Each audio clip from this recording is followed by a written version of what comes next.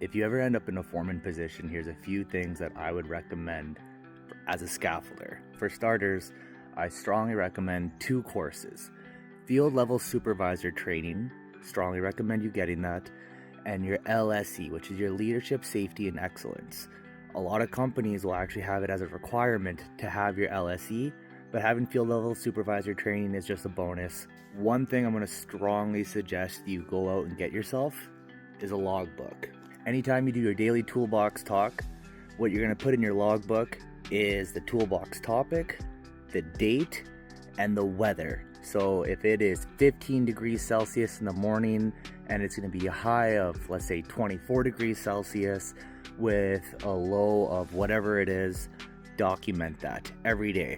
So at the top, in the top left corner, toolbox topic, the date, and then the weather. You're going to use that as a reference. In the event you ever have an investigation on your ass, this is going to save you. If you ever have an investigation or your ass gets called to court.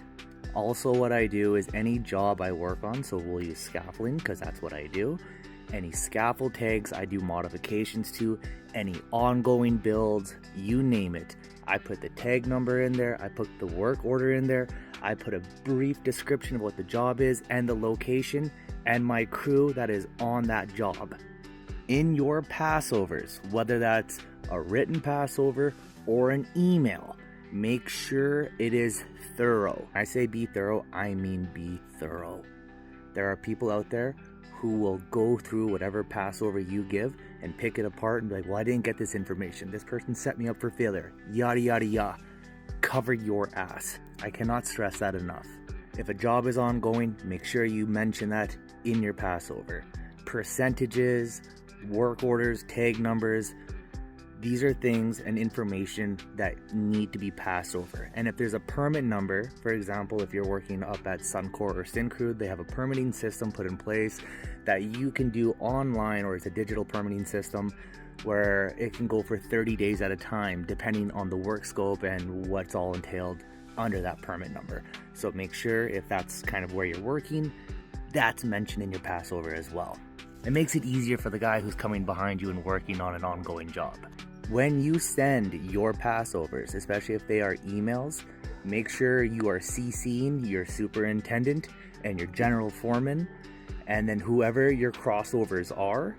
So if it's a night shift, day shift thing, you send it to them. And in the event you're on a 14 and 7, 7 and 7, whatever your schedule is, make sure that the crossover coming in on your days off is also up to speed with what has been going on for ongoing work or things they may need to know about that could potentially pop up during their shift.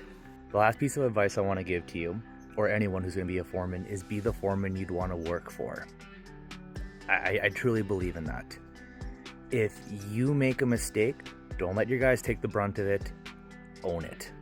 Walk into the office, tell your boss you fucked up, and just own it. People are more understanding and more forgiving if you just own it and show some integrity and say, hey man, I fucked up.